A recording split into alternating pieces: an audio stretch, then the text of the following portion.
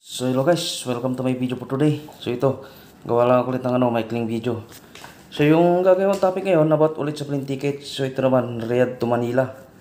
So para lang sa kasi hindi ako nagbibenta ng plane ticket. Nagawa lang ako ng mga video or survey na siyang ginagawa kong video na pinupost ko sa aking YouTube account at sa aking FB page sa Roger Channel. So if nagustuhan nyo itong video guys, paki-like, follow, and share na lang guys ha. So, ulitin ko ha, hindi ako nagbibenta ng plane ticket, nagawa lang ako ng survey about sa plane ticket. So, ito yung month of, sandali mo na, ipaliwanag ko na ito, round trip to guys ha. Riyadh to Manila, yan, may kung sumo round trip, one way, meron doon. Ito kung ilan yung passenger. Tapos ito naman kung economy, premium, tapos premium economy, business. So, hindi ko na siya patagalin guys ha. Ito may month of December 2020. December 2026 to January 2026 kasi round trip to eh. So yan, December 10 to January 10 meron siya yung 2,766. Yan ang pinakamura, i-check natin. Oh, yan ang mahal oh. Oh, mahal pa rin talaga. 3,697. Fly Emirates, Etihad, ang mahal. Round trip, Gulf Air, 4,000. Oh, ganun din ang Philippine Airlines. Grabe. Ang mahal pa rin pala. December kasi ito eh. Kaya wag na tayong umuwi pag December.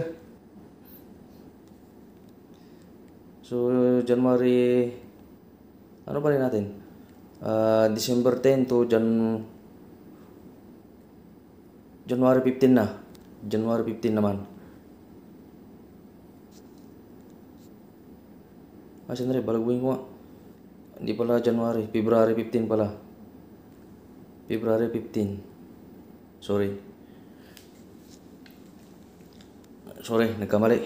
O ito, January 15, December 10 to January 15. 2,633 o 2,600, pinakamura. Check natin. 2,700, Flynas, Cebu. Meron dito Etihad. Meron dito Emirates.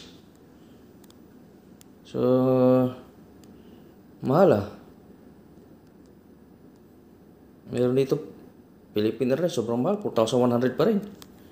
So, baguhin natin naman. December 15 to January 20. January 20. Check natin.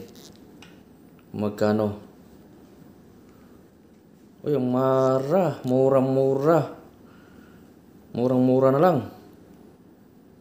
2,550. Pero medyo kahit paano mahal pa rin. 2,680, 3,370. So, paalala lang guys ha, about sa bagahe.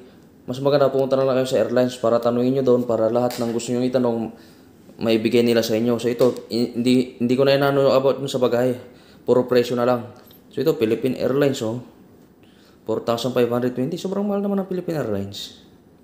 So, baguhin naman natin. December 20 to January 30. December 20 to January 30. Oh.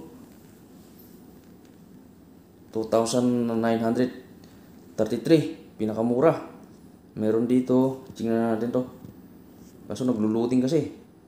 Ito, may Flynas Cebu Pacific, 2,873. Okay, may Philippine Airlines, 4,700. Sobrang mahal ah. Ang mahal talaga pag ganitong buwan eh. So, check naman natin yung December. Ibak natin sa December 5 para medyo mahaba pang pahinga hanggang January 20. 2026. Riyadh to Manila to ha. Uy. Ito siya. One stop. Kuwait Airways. May Philippine Airlines. 3,799. So yan yung mga presyo. Mamahal ah. May RUH. Ang mahal din pala talaga. Sobrang mahal. Pero ganoon talaga. So ngayon, ilipat ulit natin sa December 15 to January 25. Kasi tayo, 25. Para natin. December 15 to January 25. Oy, 2,800. Medyo mas mura to. Meron dito, 2,600. Price Cebu Pacific. Tingnan natin, may Philippine Airlines. Sobrang mahal na Philippine Airlines ha. Grabe naman ang presyo nito. Dapat kabayan price mo lang sana. Susubok pa tayo ng isang ano. Ngayon, palitan naman natin. December 15 to 30 pa rin. 30 ulit. Tingnan natin. So, para lang guys ha, yung presyo ng plane ticket, maaari ito magbago. Kahit anong araw, kahit anong oras, depende sa sitwasyon. O ito. 2,712, 2,747, 2,777, 2,889, 289. Pero yung Philippine Airlines, sobrang mahal talaga. Grabe naman si Philippine Airlines. Hindi man lang niya tayo bigyan ng discount. So, ayan lang. Magdagan ko pa ba? Hindi na. So, ayan yung nasurvey ko ha. Month of December to January. Month of December 2025 to January 2026. So, ayan lang guys. Sana nagustuhan nyo itong aking video. Maraming salamat guys hanggang sa aking mga susunod na video.